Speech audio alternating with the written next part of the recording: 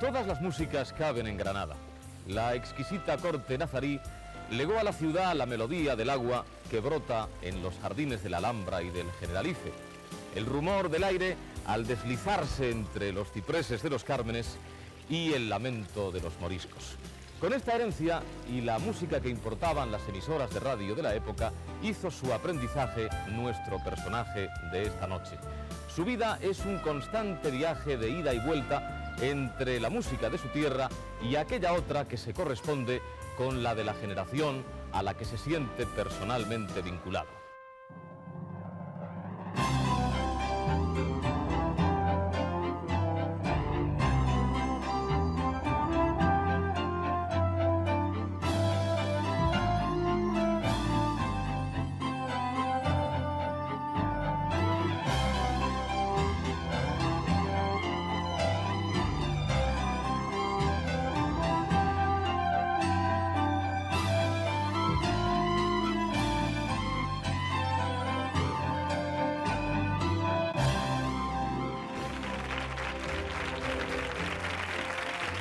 Esta noche, la vida de Miguel Ríos. ¿Cómo estás, Miguel? Muy bien, Ricardo. Muchas gracias. Encantado de tenerte aquí. El gusto es mío. Bueno, antes de nada quiero decir que, Ricardo, cuando me invitaste a esta especie de striptease sentimental, que se supone que es esta subida, pensé, bueno, ¿qué voy a hacer yo para ir al programa? ¿Cómo puedo estar más o menos a tono? Y me compré esta chaqueta, que como veréis todos los que estéis aquí, los que estén en vuestra casa también. Oye, qué elegante, ¿no? Viene llena de bolsillos, porque este es un programa donde dicen que se lleva uno cantidad de cariño, así que yo bolsillos para el cariño tengo, ¿eh? Pues no van a ser suficientes. ¿Ah, no? Estoy convencido de que te van a faltar. Bueno, unas alforjas entonces. Bueno, Miguel, vamos a empezar a contar Como tú quieras, su vida, Ricardo. que es muy interesante. Miguel Ríos es el menor de los 9 hijos que tuvieron Miguel Ríos también y Antonia Campaña. Nació exactamente el día 7 de junio del año 1944 en el precioso barrio granadino de La Cartuja, en un hogar dominado por la severidad de su padre. Era un hombre muy exigente, que trabajaba de encargado en una empresa maderera, ¿no? Sí, un aserradero. Y creo que a su padre no le hacía ninguna gracia. Esas fotos no las he visto yo en mi vida. ¿No? No, que va. Pues son las fotos de Miguel siendo niño. Ahí las tienen ustedes. Decía que a su padre no le hacía demasiada gracia sus inclinaciones a esto de la música y al espectáculo y todo eso, ¿no? Bueno, la verdad es que mi padre nunca barruntó que yo iba a estar aquí en el programa tuyo. Nunca hubiera podido tener ese grado de percepción porque mi padre murió cuando yo tenía 15 años. Yo la verdad es que cantaba desde casi el útero materno, ¿no? Porque desde chiquitillo, cuando entré en la escuela, los salesianos, lo primero que hice fue apuntarme en el coro, empezar a hacer una serie de obrillas teatrales que los salesianos ponían en escena, que se llamaban la Galería Salesiana. Y siempre me daba cuenta de que conmovía cuando cantaba. Yo, por ejemplo, conmovía a mi madre cuando cantaba. Era el solista de la Escolanía, supongo, ¿no? Sí, bueno, tuve algún tiempo el monopolio de los solos. Claro. Sí. Bueno, ya hemos dicho que estudió en los salesianos de San Juan Bosco, pero lo que no hemos dicho es que al acabar sus estudios la música era ya su gran pasión. Aunque paradójicamente su primer trabajo no tiene nada que ver con la música, porque fue en los almacenes Olmedo de Granada, ¿no? Sí. Ahí estuvo trabajando. ¿Qué hacía ahí exactamente? Pues yo era aprendiz, yo era lo que se llamaba entonces un aprendiz de hortera. En sentido. No, la verdad es que la palabra hortera en el diccionario de la Real Lengua de la Academia Española, una de las acepciones es el dependiente de tejidos que se tenían que vestir muy acicaladamente para salir los domingos. Yo estuve como un año y medio trabajando en los almacenes Olmedo y curiosamente lo que empezó a ser un suplicio desde el principio se convirtió luego en una suerte de carambola, porque precisamente en esa tienda pusieron una sesión de discos y en esa sección de discos yo ya cantaba en la radio, en plan aficionado. Uno de los vendedores de la compañía de discos, Carlitos Vallejo, creo que se llamaba, me dijo, hombre, yo te he oído por la radio y tal, ¿por qué no vienes y y nos haces un demo, lo que se llamaba entonces un provino, Claro. y nos mandas una canción y directamente ahí me contrataron. De todas maneras, su primer trabajo, digamos que más o menos profesional en el mundo de la música, fue con la Orquesta Nevada, ¿no? No, profesional en absoluto, porque el director del hotel me echaba todos los días, porque iba con pantalones cortos, y eso cortaba mucho a los clientes de la parrilla del Hotel Nevada, esa palabra también se ha perdido mucho, que por la tarde se iban a tomar ahí un tececito o un martini, y les cortaba mucho que un niño con pantalones cortos fuera a cantarles rock and roll, porque ahí sí empezaba a cantar rock and roll. El batería de esa orquesta, de la Orquesta Nevada, Luis Mejías, Luisito. se acuerda enormemente de usted. Se acuerda tanto que ha dicho que esta noche quería venir a darle un abrazo para recordar aquellos días. Luis Mejías, buenas noches.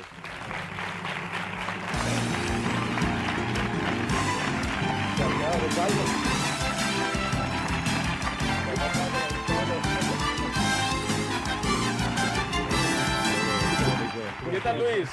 Buenas noches. Creo que llevaban muchos años sin verse, ¿no? Pues Málaga, la última vez que nos vimos fue en Málaga, a ti o a tu hermano. sí, No sé si me acuerdo, a ti o a tu hermano. en 64 aproximadamente. 64, han pasado 30 años desde entonces. Casi nada. Madre mía, ¿cómo era Miguel cuando empezaba a cantar?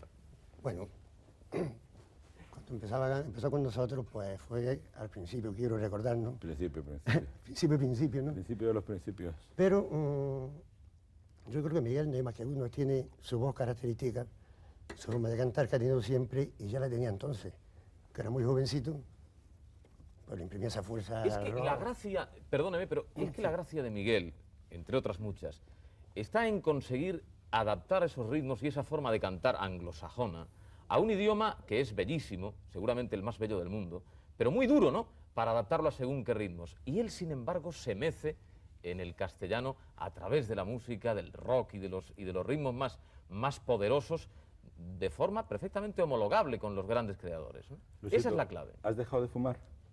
No, ¿qué va? ¿Tienes fuego? Sí. No. Y luego te enrollas. Yo creo, porque Luis, no que ves- va un poco por ahí la cosa, ¿no le parece? Pues sí, precisamente yo pienso que es una de las facetas que le da personalidad a Miguel, ¿no? El cantar en nuestro idioma. ¿Cómo imitaba Miguel a Elvis Presley y a Polanca y a todos esos? No lo imitaba, cantaba esas canciones, pero con la voz de Miguel. No, la verdad es que yo puedo terciar. Hombre, naturalmente, faltaría más. ¿Es esta mi vida? Claro. No, hombre, la verdad es que yo creo que hubo un momento en que nosotros, digo nosotros porque no es majestático, sino porque había Había más de uno. una cantidad de gente esturreada por la faz de esta tierra, que empezó a cantar en diferentes idiomas el rock and roll, ¿no? Había gente en Alemania, gente en Francia, como Johnny Hallyday y tal. La primera dificultad que todos tuvimos, y eso lo he podido yo comprobar con algunos, hablando con Celentano, gente así, que empezó también más o menos en la misma época que yo, era lo brutal que resultaba el acostumbrar el oído a no oír la música en inglés, porque la única referencia que tenías comparativa Claro. no era nadie de tus colegas que cantaban, sino alguien que había creado pues probablemente la música más vitalista del siglo, ¿no? Luis, y me imagino que usted ha seguido la trayectoria de Miguel durante todos estos años. ¿Está de acuerdo con la música y con la forma que tiene de hacer la música Miguel ahora mismo? Sí, perfectamente. Él no debe de cambiar lo que él tiene. Además, siendo pianista, tío, es diferente. Si fuera batería ya hablaríamos. Él tiene una voz muy Hay un chiste de batería muy bueno, te voy a contar luego para Sí, que lo bueno, cuentes. cuéntalo. Sí. Él tiene una voz muy bonita, muy melodiosa y la tenía entonces, como digo. Y qué guapo eres, Luis. Sí, es la verdad, Miguel. ¿Qué vamos a decir? Sí, es la verdad. Además va en la doble vertiente, ¿no? Es decir, cuando hace algo de ritmo, rock and roll, algo, pues le da una fuerza y luego la canción melódica se le da muy bien, muy bien. Lo hace todo estupendamente. Ese es el resumen de lo que nos quiere decir. Sobre todo con su sello personal, eso es lo más importante que le veo yo. Gracias, Luis Mejías, por ¿Te cuento habernos el chiste venido. antes de que se vaya? Sí. Sí. Mira, era un batería, perdón, un pianista que tenía graves dificultades en su vida. Lo había dejado la mujer, los hijos no le hablaban, estaba todo deshecho. De pronto pasa va por la calle desesperado a punto de suicidarse y encuentra un letrero que dice: su problema resuelto, le cambiamos el cerebro en 24 horas. Si el tío es lo único que me queda, lo voy a probar. Se va, le quitan el cerebro, se va a su casa y tenía que llamar él a los 24 horas para recoger el cerebro. A las 24 horas no llama a los 2 días, por fin desde ahí lo llaman a su casa y le dicen, oiga, fulanito, que tiene usted aquí su cerebro para volver reciclado, para volver a la vida. Dice, no se preocupe, me he colocado de batería y me va estupendamente. Qué malo. Es un chiste que solo le gusta a los músicos, sobre todo cuando no son baterías. Gracias, Luis. Muchas gracias por haber estado aquí esta noche. Hasta pronto.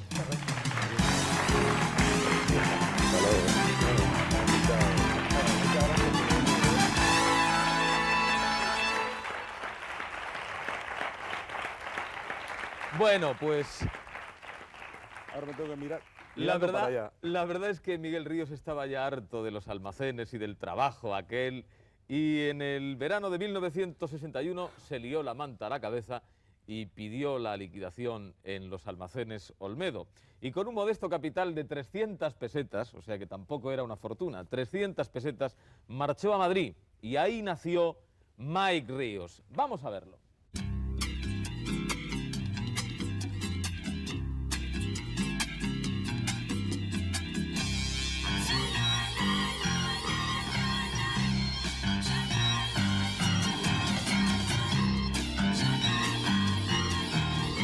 Yo solo soy un hombre que necesita tu calor.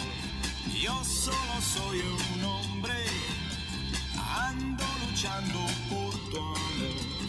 Porque sin tu cariño, solo soy como un niño.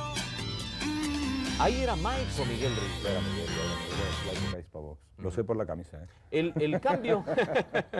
¿Qué pasa? ¿Que fue un diseño de Rafael Trabuchelli o qué? Rafael Trabuchelli se dedicaba a cosas más serias que mi camisero de entonces. En aquellos días había una canción que hacía furor, que interpretaba un hombre que aquí en España obtuvo un éxito extraordinario y en toda América, y que fue, usted lo decía antes, uno de sus grandes ídolos.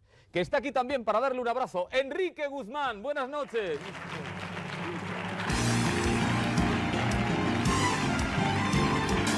Ahí está.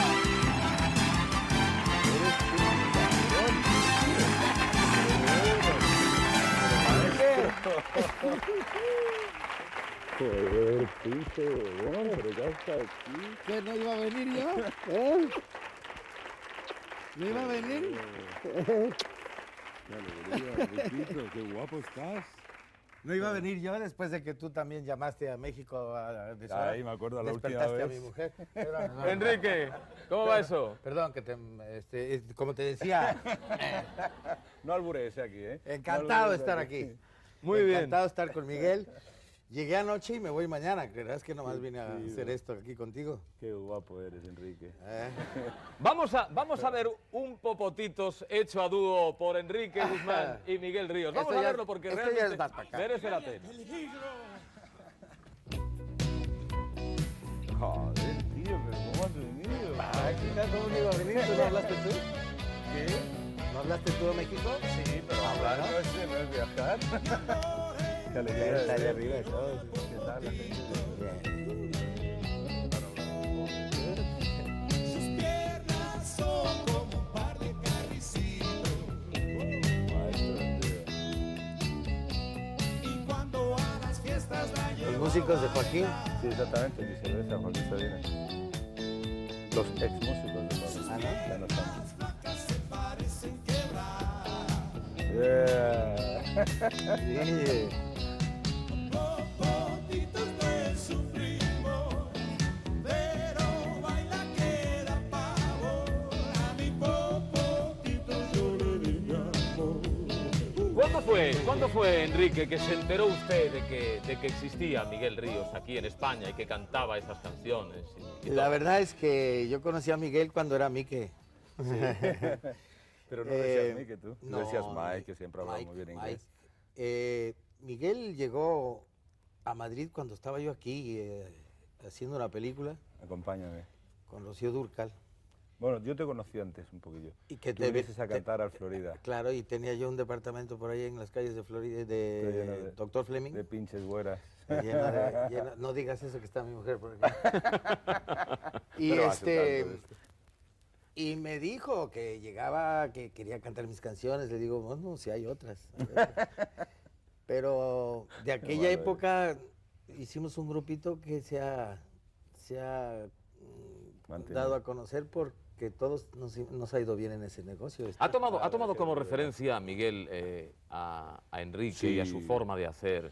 Sí, más que en las presentaciones personales, porque, bueno, Enrique, aparte de que es bastante inimitable en ese sentido, tiene una escuela más de crooner americano, ¿no? Hay una relación Bueno, más será por la cercanía. en proximidad y todo esto, ¿no? Hay una influencia evidente en Pero de- Centroamérica de la de- música norteamericana. Absolutamente. De la forma Del de estilo. desarrollar el Exacto. espectáculo. Claro, claro. Pero Miguel tiene mucho de eso, porque a Miguel, cuando él empezó con aquello del himno de la alegría, yo le decía, Miguel, vente a México. Claro, para un hermano como es Miguel para mí, era muy importante que en mi tierra lo conocieran como lo conocían aquí. Aquí Miguel, pues en ese momento era el El número uno, Sí, sí. sin duda.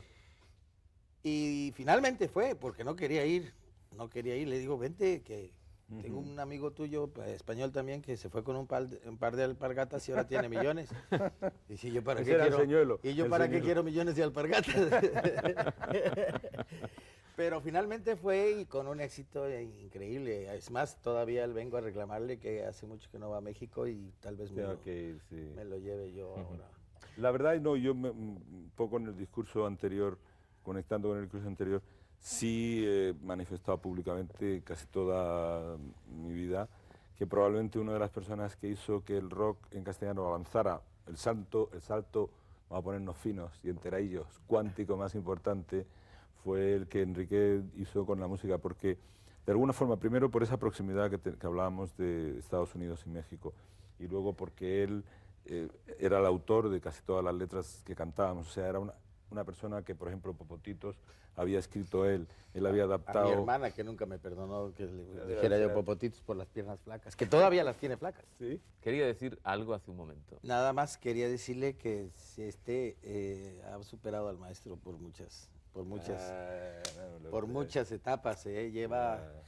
Lleva una... El otro día estuvo en México Joaquín Sabina, del que hablaste hace un momento, y nos pasamos toda una noche hablando de ti, de tus logros y de tus cosas de las cuales estamos orgullosos. Estoy orgulloso como tu hermano Y Joaquín y también, como que de se sintió muy rico. tío de Lua y como de todas las cosas que han pasado paralelamente en nuestras vidas. Ninguno de los dos se preocupe porque en la historia de la música hay sitio para los dos. Y tienen un sitio especialísimamente importante Él cada en uno. mi vida y yo creo que yo en la suya. además. Gracias, Enrique. Mucho Muchas más gracias por haber importante. Gracias a ti, acompañado la narración de la vida de Miguel.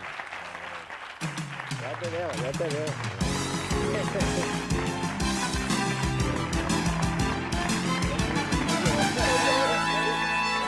Hasta pronto.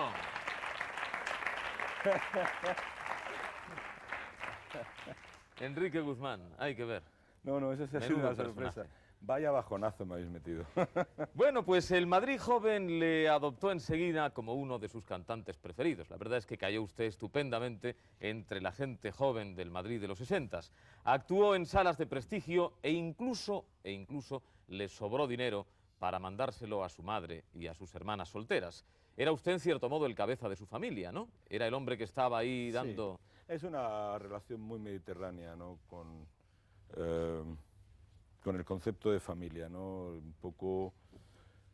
Yo era la única persona, bueno, que me podía desenvolver un poco mejor y, bueno, tampoco he hecho unos alardes demasiado exquisitos, pero sí estoy muy contento de mi familia, porque siempre me han apoyado mucho. ¿Qué se cobraba en aquella época por un concierto, Miguel? En la época del Price... Sí, en los 60, eso es. Bueno, en la época del Price, 2.500 pelas, 3.000 pelas. ¿Qué me dice? Sí. Sí. Sí, Pero bueno, sí. era una cantidad entonces, ¿no? Bueno, una cantidad para... Tampoco era como para volverse loco, pero estaba bien, No ¿no? podías dejar la pensión todavía. Al llegar el año 1964, la revista Fonorama tuvo la ocurrencia de emular a los clásicos. Madrid y Barcelona se produjo como, bueno, pues los dos Partidos de extremos de una fútbol, misma cuerda en una confrontación de grupos musicales de las dos ciudades. El Bernabéu y el Nou Camp cedieron su puesto al Price y al Palacio de los Deportes de Barcelona. Pero la rivalidad acabó en amistad, como lo demuestra ahora mismo la presencia de dos hombres que fueron muy representativos de las Entonces, tendencias de las Sí, dos ciudades. Tengo que saber quiénes son. Eso no, A ver. no hay sorpresa. Leslie y Santi. Claro, ya. Leslie por Barcelona y por Madrid, Miki. Ah, bueno, hombre. Bueno, estamos hablando de Madrid. bueno. No creía que estabas hablando de Madrid, solo de Barcelona.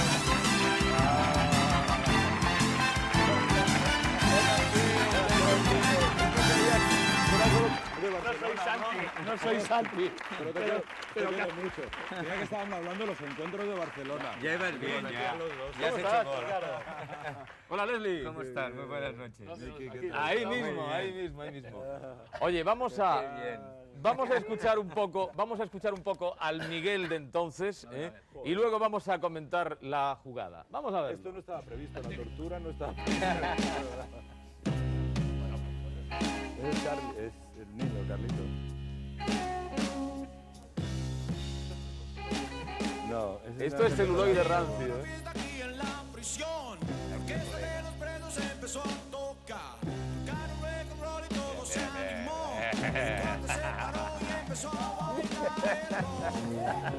Todo el mundo a bailar, yeah. Todo el mundo en la prisión corrieron a bailar el rock.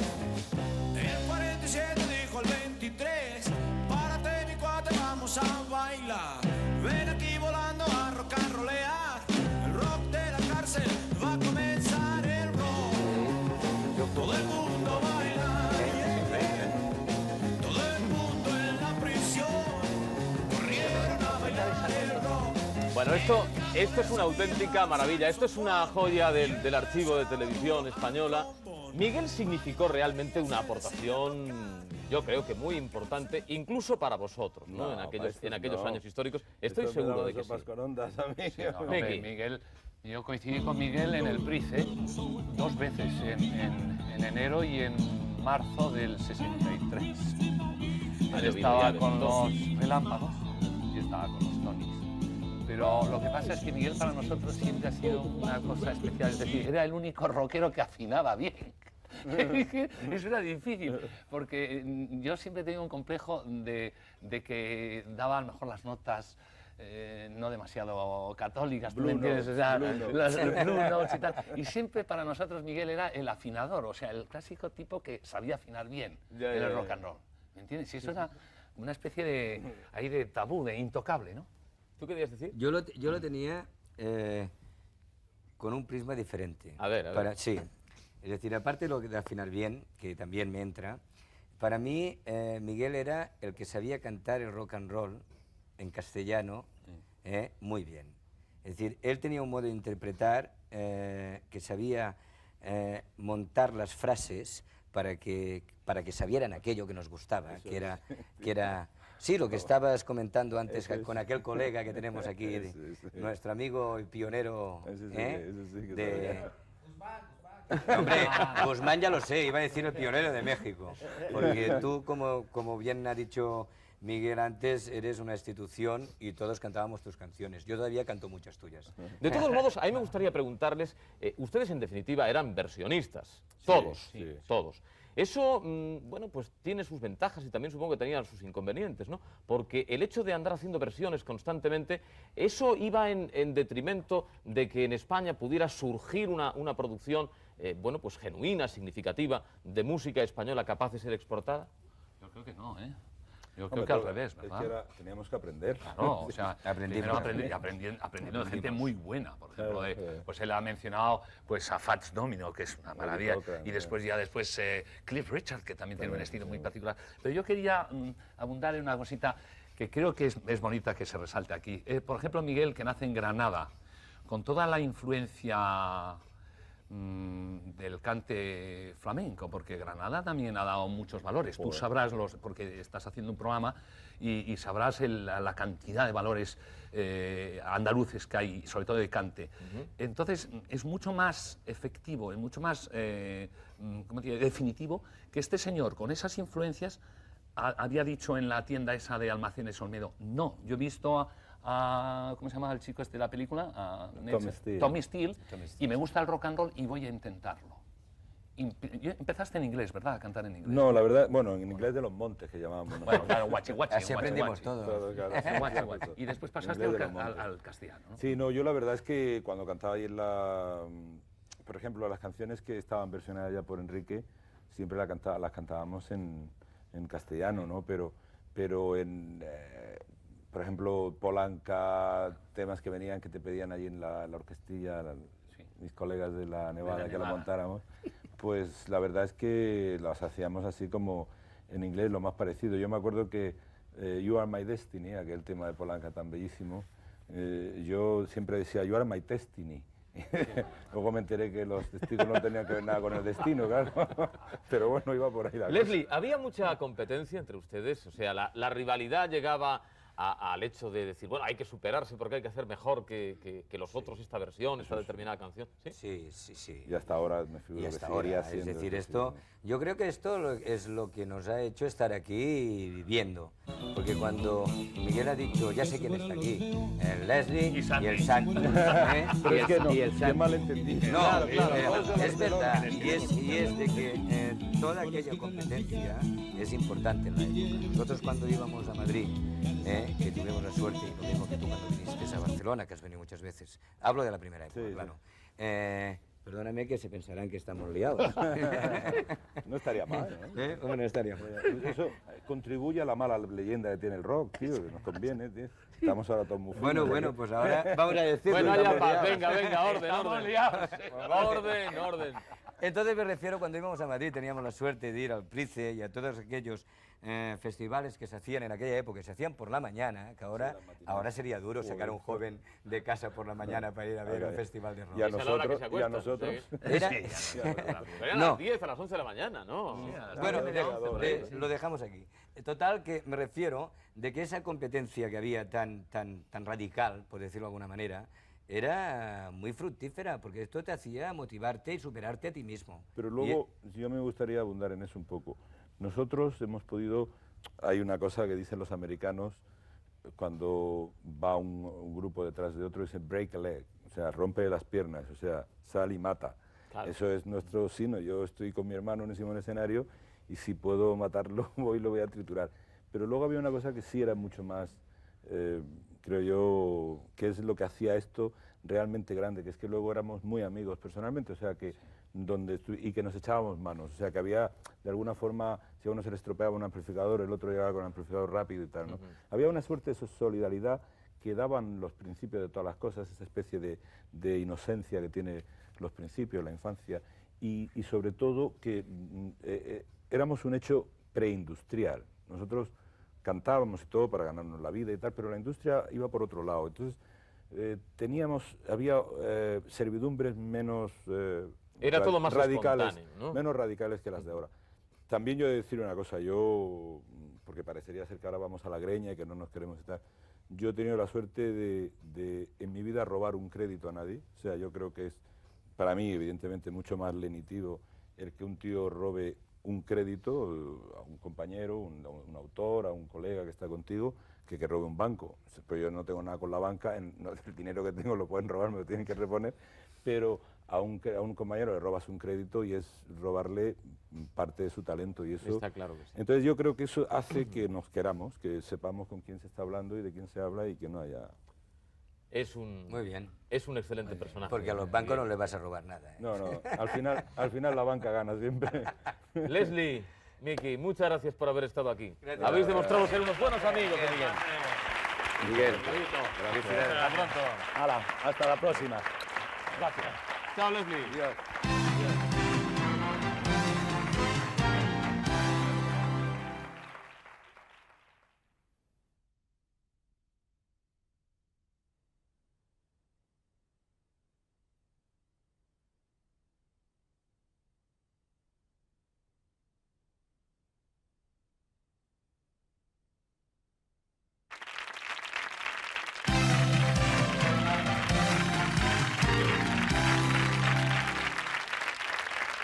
Bien, Miguel, pues hemos llegado al año 1965, que es cuando se produce en su vida un encuentro significativo y muy fructífero, diría yo, porque en ese año es cuando se produce su primer encuentro con Baldo de los Ríos.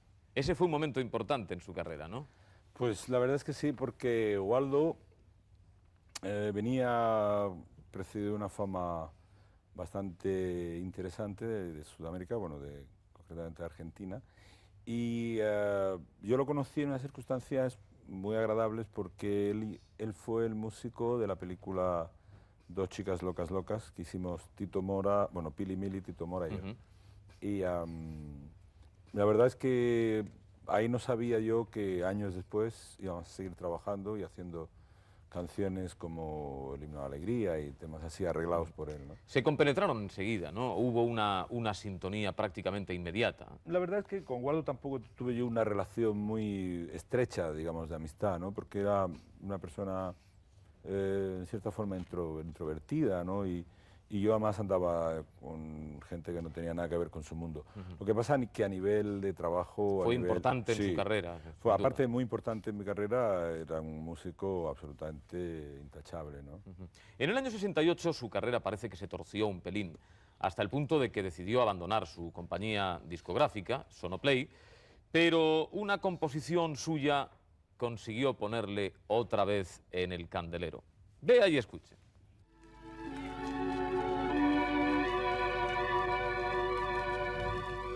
Vuelvo a Granada, vuelvo a mi hogar. El tren va muy despacio, hay mucho tiempo para llegar. Casi dormido, puedo mirar las cosas que a lo lejos, hoy ya para siempre me retendrá. En aquella etapa en la que estaba usted haciendo música a tope, contó con la ayuda inestimable también de uno de sus mejores amigos que tampoco ha querido perderse la ocasión de darle un abrazo esta noche. Fernando Arbex. ¡Hombre! ¿Está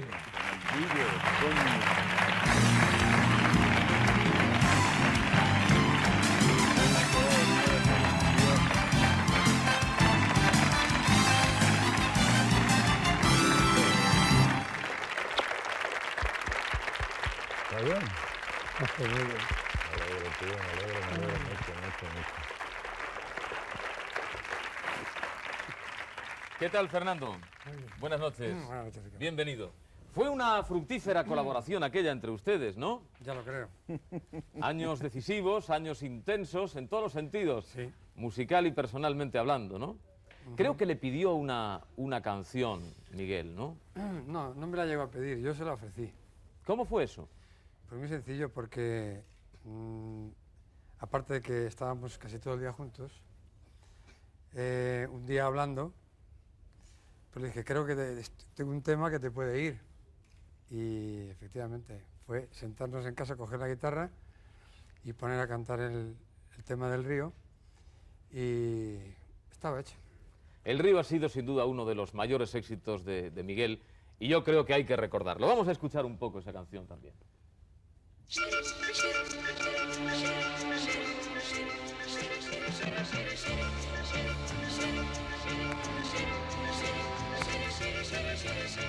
Yo recuerdo aquel día que nos fuimos a bañar. Eres un hijo de puta. Aquel agua tan fría, No me hagáis esto, en forma de nada, en el río aquel, tú y yo y el amor que nació de Fernando, hay quien dice que Miguel es mejor intérprete de las canciones que han compuesto otros que de sus propios temas. ¿Usted realmente piensa que eso es así? Bueno, lo tendría que contestar él, en parte, la pregunta, pero yo soy de la opinión de que Miguel es un cantante tan versátil que para cualquier compositor es un placer hacerle una canción. Entonces, por lógica, como hay muchos compositores que quieren componer canciones para él, siempre tienen más campo de trabajo que él mismo, ¿no? Pero yo creo que él tiene una vena de compositor, como buen Géminis que es, fantástica. En todo caso, hay que hacer las canciones a la medida de aquel que las va a cantar o de quien las va a estrenar y hacer la creación inicial, ¿O las canciones surgen y de pronto se busca a quien mejor encaja con esa producción? No, yo pienso que la canción, tú tienes una idea, inmediatamente piensas en alguien y luego, cuanto mejor es la canción, mejor tiene que ser el cantante. O sea, como el cantante no esté al nivel de la canción, es muy difícil. O sea, no surge el éxito. Pero aquí sí puedo hablar yo un poco desde fuera porque Fernando no ha compuesto solo para mí, ¿no? Fernando tuvo una época absolutamente brillante con la gente de Middle of the Road y él sí componía un poco para Middle of the Road, corrígeme si me equivoco. Bueno, sí, ahí sí, porque... Luego cuando hicieron... O sea, que era producción de encargo. No, más que de encargo, no. Que él, circunstancial. Él iba a producir a esta gente y sabía qué tipo de material le encajaba mejor, ¿no? Por ejemplo, El Río, que fue una canción que aunque él en su magnanimidad diga que a fin que surgió así, que se me la dio él. Yo me acuerdo que era una época en la que yo tenía dificultades para encontrar en compañía de discos.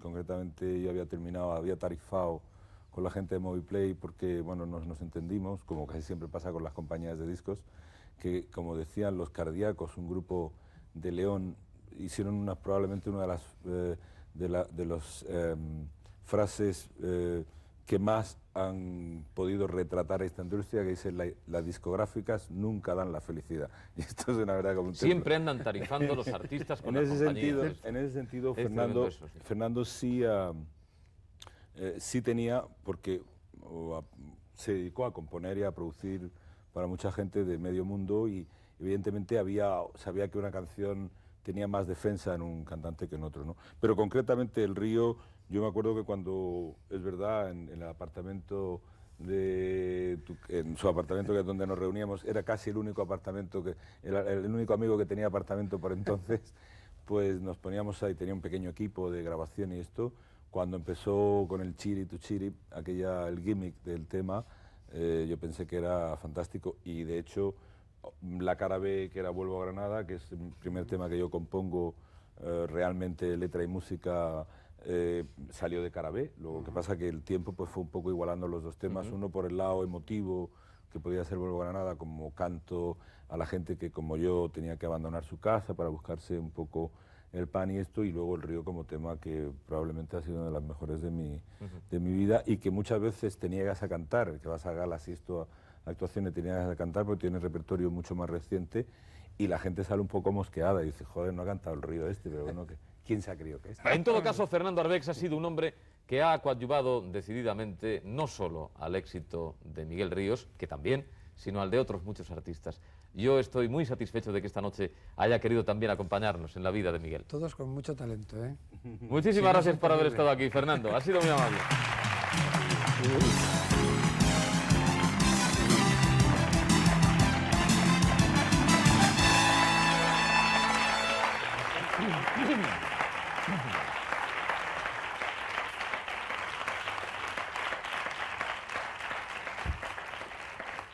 El mismo año de Vuelvo a Granada, Valerio Lazarov reunió a Marisol, a Karina, Joselito, Peret, Los Bravos, Maciel y a usted mismo para rodar el cortometraje El Irreal Madrid. Muy premiado. Su manager entonces era Emilio Santamaría. Él tristemente no está ya entre nosotros, pero su hija sí ha querido venir a darle un beso. ¡Hombre! Buenas noches, Maciel.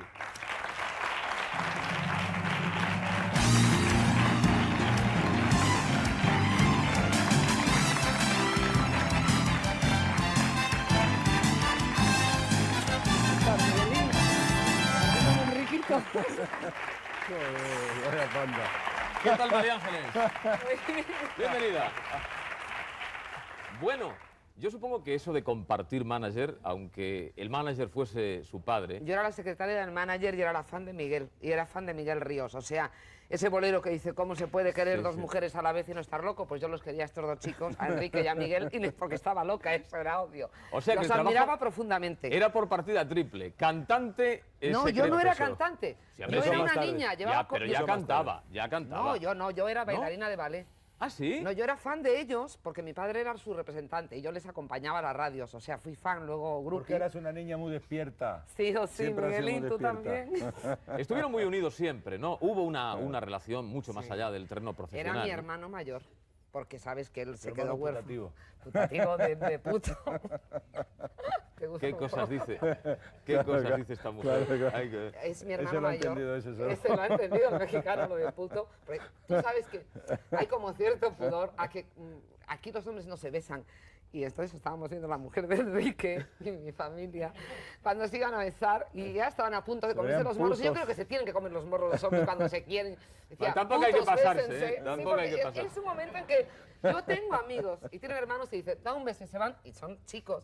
Y no son gays, que no tengo nada en contra, y se besan. Entonces, había un momento en que se tendrían incluso que haber besado en la boca porque se quieren tanto y yo les quiero tanto que estaría bien ¿No tú lo visto. hubieras permitido? Yo claro que sí, mira, y lo Y habría aplaudido. Maciel, ¿cuál ha sido el secreto que ha permitido a Miguel mantenerse en el primerísimo lugar durante todos estos años? Siempre se han producido oscilaciones, no su carrera, en la de todo el mundo, pero La de siempre ha todos. estado en el primerísimo plano. ¿Dónde está el secreto de eso? En los huevos que tiene para trabajar. Es que Miguel siempre ha ido dándole patadas a la vida. Si no le recibían en una compañía, decía, yo me pongo aquí, no se me olvidará en mi casa, recuperándose de una apendicitis, ponía los pies y dice, yo voy ahí, espero, no quiero decir dónde, hasta que se caiga la puerta. Y él esperaba. Y él era gordito, de jovencito, era gordito y tenía, ¿tú has visto cómo pisaba así? Que nos reíamos mi mamá y yo, y unos muslazos. Bueno, pues él dijo, yo me machaco, y se hizo amigo de los jugadores del Real Madrid, y se machacaba y se hizo un cuerpo de atleta. Ese es el trabajo, es la constancia, porque uno tiene el genio, pero si tú no trabajas, si no pones a trabajar tus ideas, si las cuidas y las haces producir, no te valen para nada porque te dispersas, no te enloqueces. Y él no se ha dejado nunca enloquecer, no se ha dispersado. Ha tenido la contención, ha aprendido mucho del sufrimiento, ha admirado a mucha gente y ha salido a matar en un escenario, como él bien ha dicho antes. Está ahí tu hermano, voy a la lucha, aunque luego me le coma a besos, ¿no? Desde luego todo eso está claro que es verdad, pero hay algo que a mí me gustaría también subrayar ahora con su presencia muy especialmente esta noche aquí, y es el papel que el representante de un artista juega en ese éxito. El padre de María Ángeles, de Maciel, fue un hombre determinante en su vida, ¿no? Emilio, muchísimo más que en el terreno artístico, que fue absolutamente fundamental para mí, fue en mi propia vida, en mi vida personal. Emilio era un hombre que le gustaba leer muchísimo, que además hacía gala, no hacía cultismo con los libros, sino que hacía, digamos, pedagogía de a pie. Era un tío que te llevaba libros, que te decía, Miguel, ¿te interesa leer esto? Ponte en esto. Y que luego no era el célebre mojigato este que está siempre rodeado de libros, digamos el ratón de librería, no. Era un tío que luego amaba la vida profundamente y que te comunicaba ese concepto de amor diario que hay que tener en la vida, ¿no? Emilio fue una persona absolutamente fundamental en mi vida, aunque no hubiera sido mi representante. Simplemente el hecho de estar con él era enriquecedor, era un tío que además tenía un sentido del humor brutal. Era probablemente la persona que me dio a mí a entender por primera vez en la vida de que la edad era una cuestión, era una mentira, que es una mentira que se había inventado la sociedad para clasificarte y hacer cosas que podías hacer o no podías hacer. Y de pronto, Emilio, te dabas cuenta de que no envejecía, que seguía siendo más joven que tú, que iba a sitios y era mucho más... si había que echar para adelante era el primero que echaba para adelante, si había que contenerse era el que sabía contenerse mejor. Era un hombre que siempre era una lección pura de vida, de vitalidad, y eso lo transmitía a toda la gente que llevaba. Emilio, ten en cuenta que cuando me llevaba a mí, y ya cuando al final Marifeli estaba también en la cuadra de Emilio, llevaba gentes de una importancia increíble y hacía que todos nos sintiéramos bien juntos con uno. Yo no creo que nadie haya hecho... Nos hemos emocionado todos aquí, los que conocimos Es sobre una todo a tu cabronada, padre. porque yo creí que iba a llorar él, y como siempre que me hablan de mi padre, lloro yo. El Es mejor una canto putada. de Emilio Santamaría que yo he oído nunca. Somos un poco... Y además su coincide obra, con la sobre verdad. todo humana. Es verdad. Sin duda de ningún género. Ahí está Maciel, que también es su obra, no solo en el terreno de lo simplemente biológico, que también, sino en el artístico, que es muy importante, sin duda.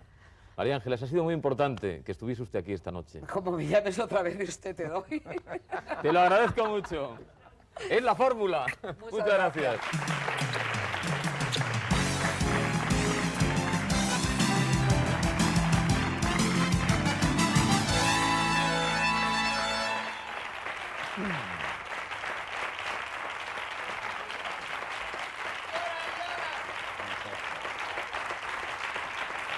Se ha emocionado María Ángeles, no hay para menos. En la vida de todo artista, Miguel, hay un día que marca para siempre.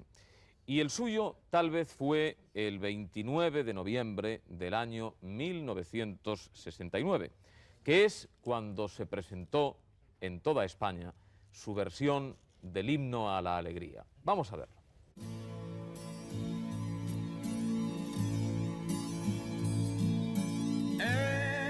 Escucha, hermano, la canción de la alegría,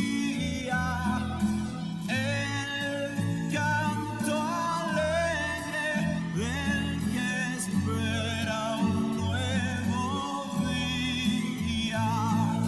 Ven, canta, sueña cantando, vive soñando el nuevo sol. Ven, que los hombres. En todo caso, en aquella época hubo un hombre que se mantuvo a su lado codo con codo, trabajando también en esa etapa, para llamarla de algún modo, la llamaremos sinfónica, que fue Teddy Bautista. Sí, Teddy. Ha sido imposible que Teddy estuviera aquí esta noche. Él quería haberlo hecho, quería haber venido, pero ha dejado su testimonio para también incorporarse al relato de su vida. Vamos a verlo. Hola, buenas noches. Un saludo en primer lugar a Miguel y después a todos los participantes del programa y al público en general. Tengo un gran placer en ser una de las personas elegidas para hacer un comentario, una reflexión en voz alta sobre la trayectoria de Miguel Ríos. Miguel es un poco el reflejo de toda una generación que nos dedicamos a la música agarrados como a una balsa de salvación en medio del océano, en medio de la tormenta. Para nosotros la música fue siempre una especie de reflejo y manifestación de lo que podía ser una vida distinta a la que nos ofrecía en aquel momento el país. En Miguel nos vemos todos, nos reflejamos todos los que hemos hecho música en este país y esperamos que además mantenga ese pacto secreto por el cual se mantiene eternamente joven y eternamente representante de todos nosotros. Ahí está Teddy Bautista, un hombre que ha sabido quererle y considerarle muy especialmente.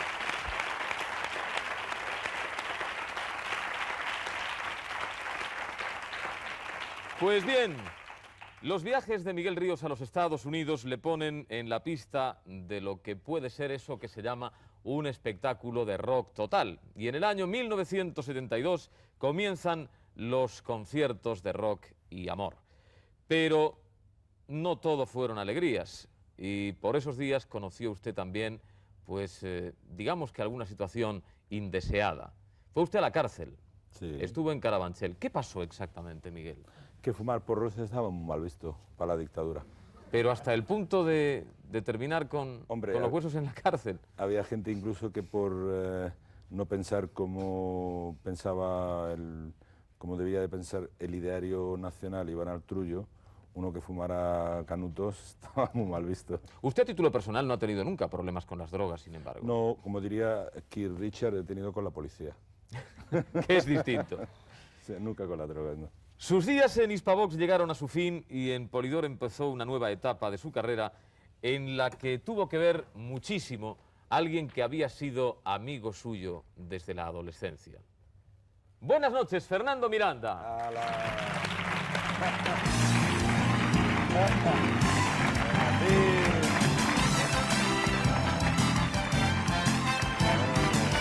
¿Qué tal, Fernando? Buenas noches. ¿Cuándo? Es que lo tengo muy visto Sí. a este.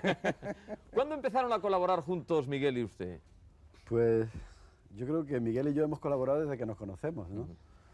Porque... Pero hace muchos años de eso no ya, solo ¿no? no, pero lo que quiero decir es que no solo hemos colaborado profesionalmente, sino creo que hemos colaborado a ser mejores como personas, ¿no? Y en eso Miguel tiene mucho que ver en mi vida, ¿no? El momento en el que Miguel se marcha a América es un momento crucial en su vida. Resulta también determinante su estancia allí, ¿no? Vuelve un Miguel distinto, por eso se lo pregunto, sé que él estaba ahí viviendo eso, ¿no? Vuelve un Miguel diferente a partir Sí, de de ese entrada momento. volvió con el pelo rizado, porque nos negamos a darle el secador para que se lo estirase, que era la moda de la época. En los Estados Unidos creo que compartieron casa con Sí. Alfredo Di Stéfano, ¿no? No, eso fue posterior. ¿Ah, sí? Sí. Allí compartimos casa en Hollywood.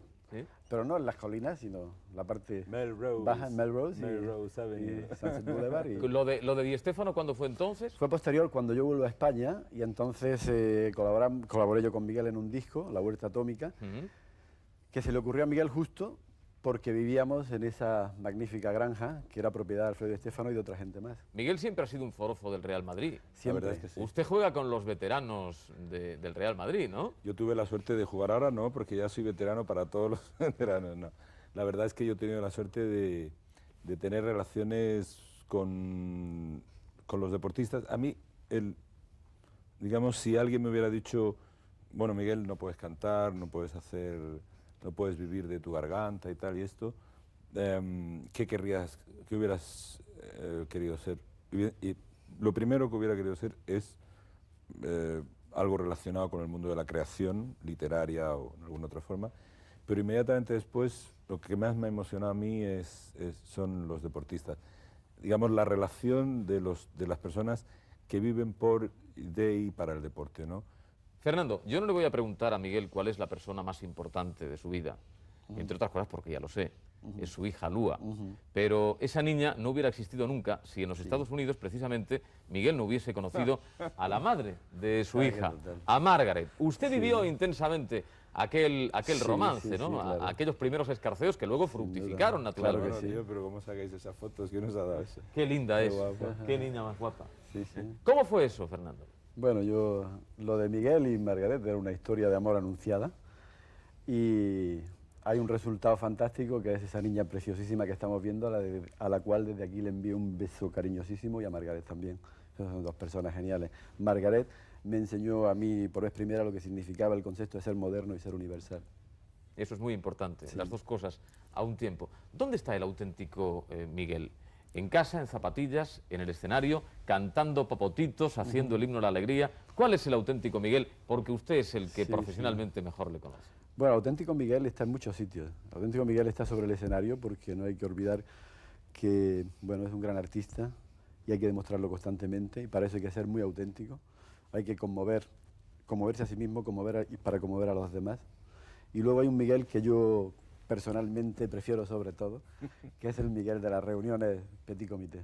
Gracias, Fernando, por haber venido a contar todas esas cosas. Muchísimas gracias. Me ha llorado. Hasta pronto.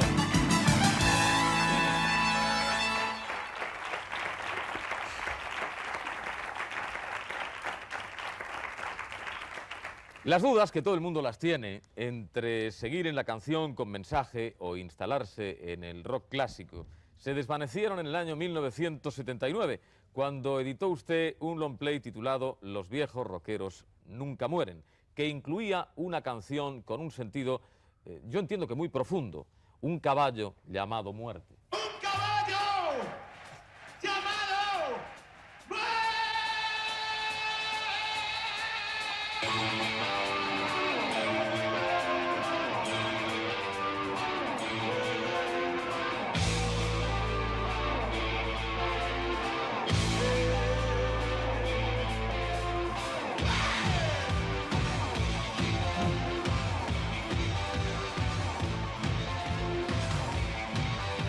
Es aquí en Barcelona.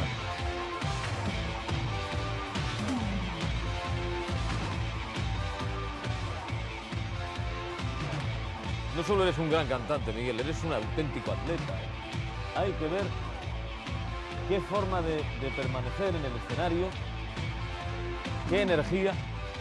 Ha mantenido Miguel Ríos durante los últimos años, desde hace mucho tiempo ya, una actitud muy combativa contra la droga, ¿no? Ha sido una actitud de compromiso personal contra eso, ¿verdad? Más que contra la droga, contra el papanatismo que hay alrededor de la droga. O sea, yo creo que un ser humano tiene la libertad de hacer con su vida absolutamente lo que quiera. O sea, un ser humano nace libre y debe morir libre y debe escoger el camino para culminar su existencia y llenarla, ¿no? De todas maneras, usted ha dicho muchas veces que la droga mata, y ahí lo dice en esa canción, un caballo llamado muerte. Sí, pero es que hay una tendencia a echar a todas las drogas en el mismo saco y creo que hay que, de alguna forma, empezar a buscar cuál es la frontera de las drogas, ¿no? Y sobre todo, cómo es la personalización de esa frontera. Mientras pensadores eminentísimos, Aldous Huxley, podían viajar en ácido sin que sus neuronas sufrieran para nada y seguía escribiendo libros tan maravillosos como El mundo feliz, o gente como Cousteau y otros creadores tomaban opio y podían seguir creando. Hay gente que va a la esquina, se compra un par de aspirinas y se coge una metralleta y mata a 3. O sea, quiero decir en ese sentido que los seres humanos no somos para nada iguales, que no hay más remedio que establecer una uniformidad en el criterio de las cosas, porque estamos viviendo en una sociedad, pero que de puertas para adentro un ser humano puede adoptar la actitud que quiera. Desde mi punto de vista, desde mi prisma, no tengo ni la más mínima duda de que toda mi valía moral no significa, no aporta ni un grano de arena para poder juzgar a nadie. De todos modos, esa actitud decidida suya, subrayando eso que nos decía ahora y comprometiéndose por salvarle la vida a quien está en una situación difícil, para luchar en definitiva contra el caballo de la muerte, le fue reconocida explícitamente el año 1984, si no recuerdo mal, cuando el entonces ministro de Sanidad, el señor Ernest Lluch, dijo que agradecía muy especialmente el compromiso y la actitud que usted había tomado. Ernest Lluch ha querido también sumarse al relato de su vida. Vamos a escuchar. Debía ser 1983 cuando Miguel Ríos grabó una canción contra el caballo.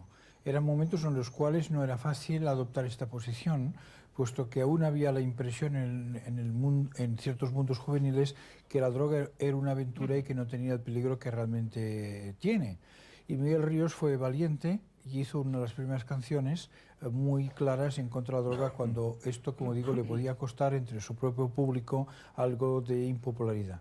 Eso motivó que hubiera una reacción, y una vez en un debate en el Senado, debía ser el año 84, un senador de derechas arremetió contra la juventud y en general contra los roqueros, y pude mostrar cómo, en el caso concreto de Miguel Ríos, no era así, sino que era todo lo contrario, y que por lo tanto hablaban mal de un mundo que desconocían.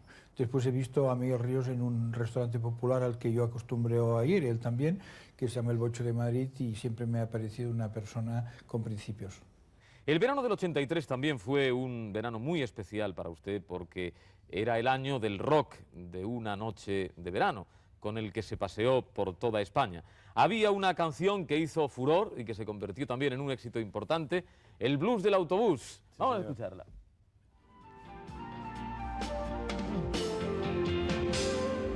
Vivo en la carretera, a bordo de un autobús. Vivo en la carretera, aparcado en otros. Vivo en la carretera, siempre miro hacia el sur. Vivo en la carretera, el blues del autobús. Ahí está Miguel Ríos cantando también con Joaquín Sabina y con Víctor Manuel. Buena gente, ¿eh? Joder, buena gente. Buena gente. Lavín, son compañeros del alma. Bueno, Víctor es el autor de la letra del blues del autobús. Sí. Víctor, me acuerdo que era también el Rock and Ríos, es una canción del Rock and Ríos. Y yo le dije, Víctor, ¿por qué no me escribes una letra que hable un poco de nuestras vivencias, ¿no? de lo que pasamos, los veranos, de toda esa serie de la transhumancia gloria, esa, ¿no? Gloria y angustia en la misma, formando las dos caras de la misma moneda, ¿no? Y yo le decía, ¿por qué no que se llame algo como el blues de la carretera o algo de eso, ¿no? Y así surgió la canción. Y sí, escribimos la música la escribimos Tato Gómez, Carlos Narea y yo, y pedimos un demo, ¿no? Una especie de cinta grabada así muy por encima, una maqueta, para que él pusiera. Y me llamó y me dice, ¿sabes cómo se va a llamar? Y cuando me dijo que se llamaba el blues del autobús, dije, ya está, tío. Eso funciona, seguro. Está totalmente niquelado. Y luego la letra yo creo que nadie ha podido describir la cantidad de vivencias que se tiene en una gira como Víctor ha podido hacer. Vamos a escuchar a Joaquín Sabina, que también quiere mandarle un saludo esta noche. Pirata.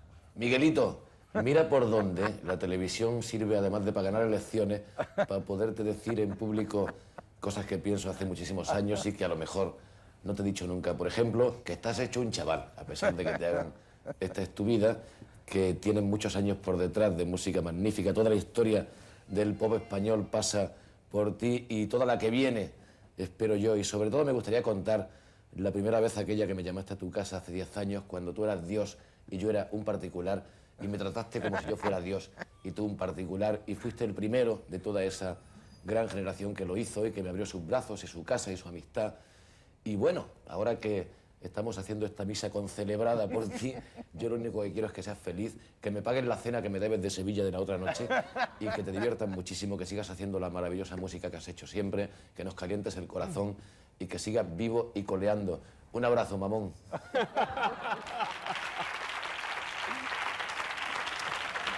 Joaquín Sabina. Casi nadie. Menudo. La verdad es que Sabina, es un tío increíble. Sí, le debo una cena en Sevilla. Es un tipo estupendo. Miguel, el año pasado celebró usted sus primeros 30 años en el mundo de la canción y lo hizo con un álbum titulado Así que pasen 30 años. Bueno, es exactamente la primera parte, porque ha de venir pues, un futuro larguísimo de éxitos y de realizaciones que irán materializándose. Pero en todo caso viene a demostrar eso que dice usted en una de sus canciones. Los viejos rockeros nunca mueren, porque entre otras cosas su música ha sido siempre una auténtica sinfonía de éxitos y de afectos de todos los públicos. Don Miguel Ríos, esta es su vida. Muchas gracias. Gracias, Miguel. Muchas gracias.